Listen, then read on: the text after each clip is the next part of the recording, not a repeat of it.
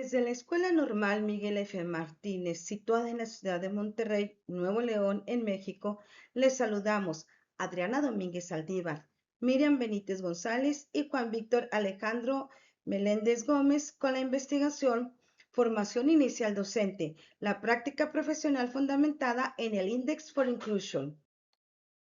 Un diagnóstico desde la formación inicial docente y la experiencia situada en las aulas primarias, basada en hallazgos de la Escuela Normal Miguel F. Martínez. Hay una brecha persistente entre el discurso inclusivo y la realidad escolar. El discurso declara, la educación inclusiva es un enfoque indispensable para garantizar el derecho a la educación de todos los estudiantes en condiciones de equidad. Sin embargo, la práctica cotidiana nos dice otra cosa.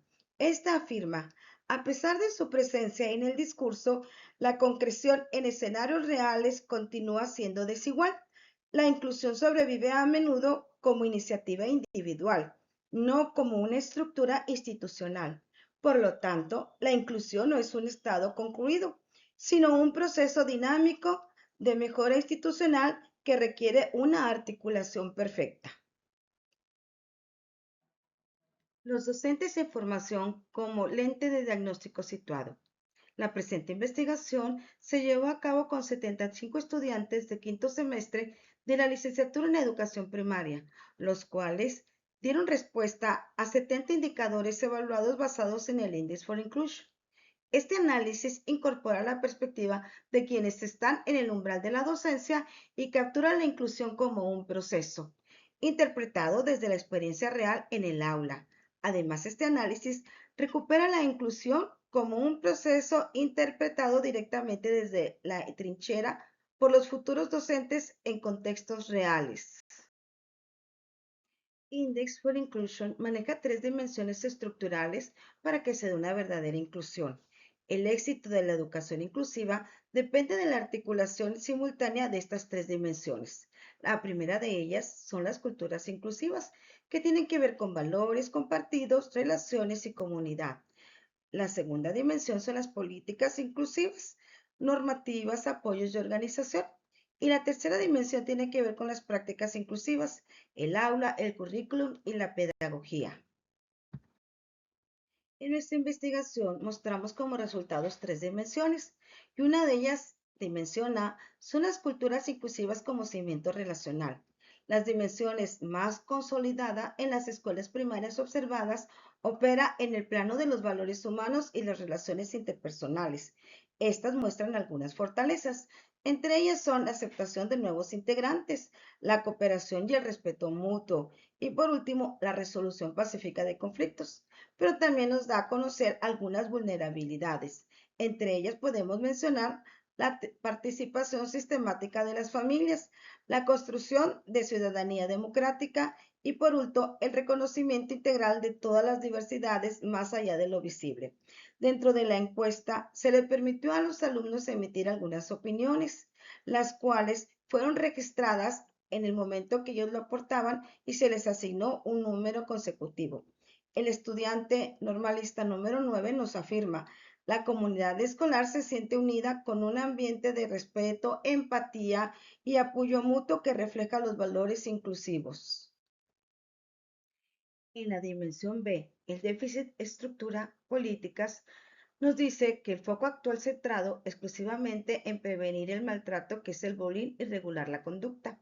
Existen varias fallas. La primera de ellas es la accesibilidad física, rampas y señalización insuficiente.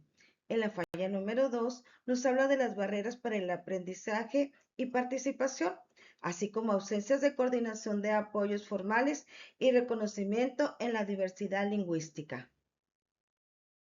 Así pues, podemos afirmar que la inclusión depende de la voluntad, no del sistema. Dentro de la iniciativa docente se prioriza la convivencia escolar y la regulación de la conducta. El estudiante número 70 afirma, considero que este centro escolar tiene una base sólida de valores inclusivos y de cooperación. Dentro de la estructura institucional, la ausencia crítica de soporte material y logística, el estudiante 2 nos comunica. Tres cosas que me gustaría cambiar es mejorar la accesibilidad física de las instalaciones como rampas, señalización y espacios adaptados. Así que podemos afirmar que hay un vacío crónico en la coordinación de apoyos formales y en la formación continua del personal en sitio. Dimensión C. La acción fragmentada dentro de la práctica en el aula. Tanto la participación activa como el aprendizaje colaborativo tendrán que ver con ciencia, tecnología y recursos del entorno. En la dinámica en el aula nos dice que hay un fuerte respeto mutuo, participación y aprendizaje entre pares. El trato amable favorece la formación integral. Sin embargo, también hay un límite curricular, y este es que la planeación no estandarizada, escasa integración de contenidos científicos, éticos y tecnológicos con el enfoque inclusivo.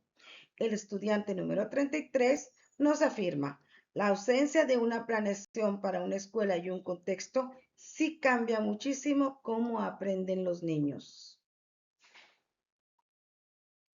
La estandarización curricular como barrera invisible. Orquestar el aprendizaje requiere conocer el contexto. Desde el pensamiento crítico, la curiosidad científica y el poder y gobernanza, dentro de la dinámica del aula, el estudiante 33 nos indica, la ausencia de una planeación para una escuela y un contexto sí cambia muchísimo cómo aprenden los niños. Desde el contexto y diversificación, el alumno 19 nos registra el siguiente comentario.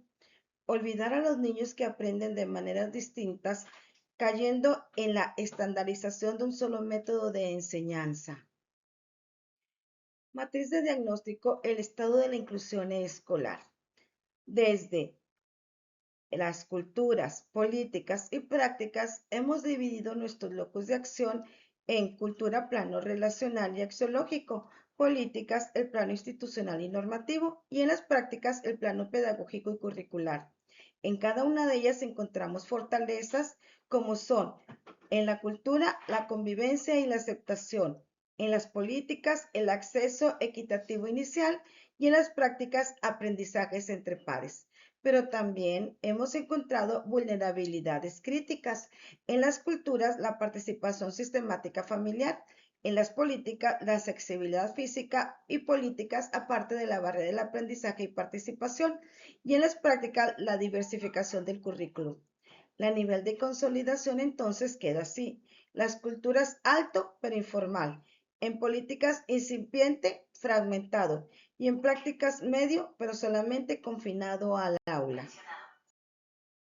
La asimetría de la inclusión, un modelo desequilibrado. El hallazgo central del estudio evidencia una asimetría estructural.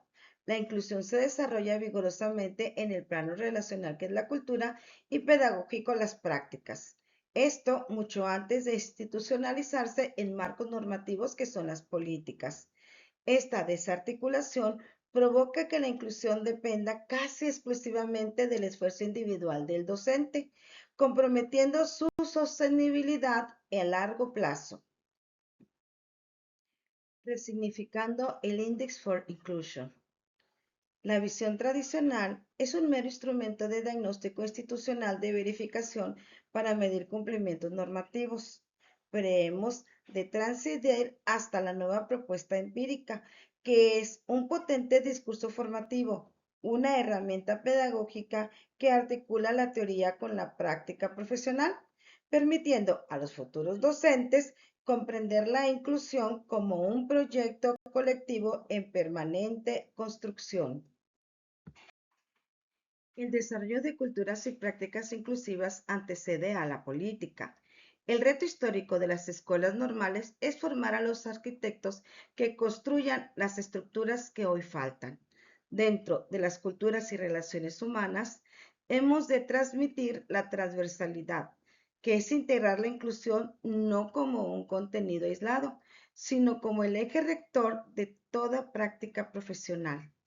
Igualmente, desde la institución y políticas, debemos apuntalar a la visión sistémica, formar docentes capaces de transformar culturas y políticas, no solo de gestionar prácticas de aula. Y por último, dentro de las prácticas y acciones en el aula, Debemos también apuntalar a la sostenibilidad, reducir la dependencia de la iniciativa individual mediante la creación de redes de apoyo institucionalizado. Concluimos que la educación inclusiva no se decreta, se construye colectivamente. Por último, quisiéramos compartir con ustedes algunas referencias que fueron consultadas para la presente investigación. Agradecemos a cada uno de ustedes la atención brindada a esta presentación. Muchas gracias.